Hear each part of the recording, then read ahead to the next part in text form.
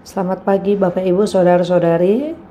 Kami berharap tentunya kita semua sehat, penuh dengan sukacita.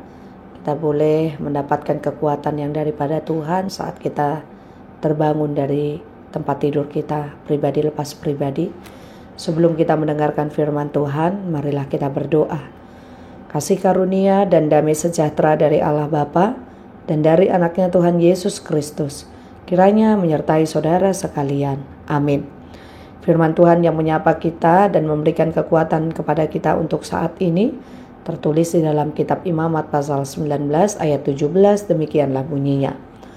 Janganlah engkau membenci saudaramu di dalam hatimu, tetapi engkau harus berterus terang menegur orang sesamamu, dan janganlah engkau mendatangkan dosa kepada dirimu karena dia. Demikian firman Tuhan. Saudara-saudari, sebagai orang percaya, layakkah kita membalas yang jahat dengan yang jahat? Layakkah kita membenci seseorang di dalam hati kita?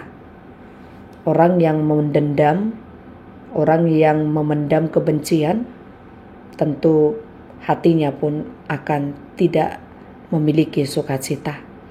Bukan hanya hatinya yang tidak memiliki sukacita, tentu juga hatinya penuh dengan kekotoran. Pikirannya juga akan dipenuhi dengan kekotoran. Biasanya orang yang dipenuhi kebencian mempunyai keinginan atau rencana-rencana yang busuk atau jahat.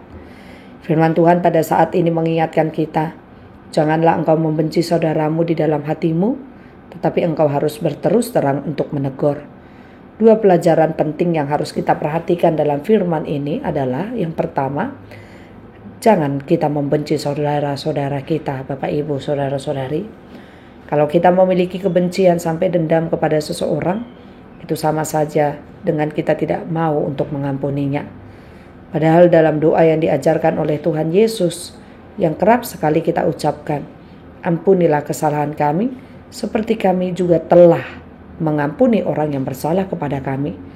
Demikian juga yang telah dinasihatkan oleh Rasul Paulus, yang berkata, sabarlah kamu seorang terhadap yang lain, dan ampunilah seorang akan yang lain apabila seorang menaruh dendam terhadap yang lain.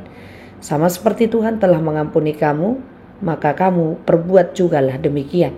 Hal itu dapat kita lihat di dalam Kolose pasal 3 ayat 13. Tidak ada keuntungan apabila kita menyimpan dendam dan benci, kecuali kerugian yang akan mendatangkan dosa bagi diri kita.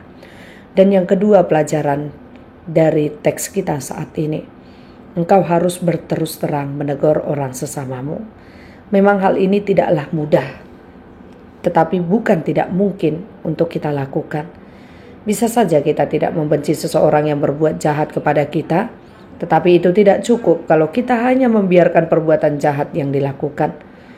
Tuhan menginginkan bahwa kita harus melakukan sesuatu yang dapat menyadarkan atau mengubah perangai yang tidak baik dari seseorang. Bukan didasari kebencian, tetapi harus didasari dengan kasih yang daripada Tuhan. Amin. Kita berdoa.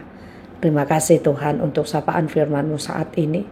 Biarlah hidup kami tetap senantiasa diselimuti oleh kasih yang daripada Tuhan, sehingga kasih tersebut dapat saling menegur dengan baik, kasih tersebut dapat saling membangun dengan baik, sehingga terjadi suasana damai sejahtera di tengah-tengah kehidupan kami pribadi lepas pribadi.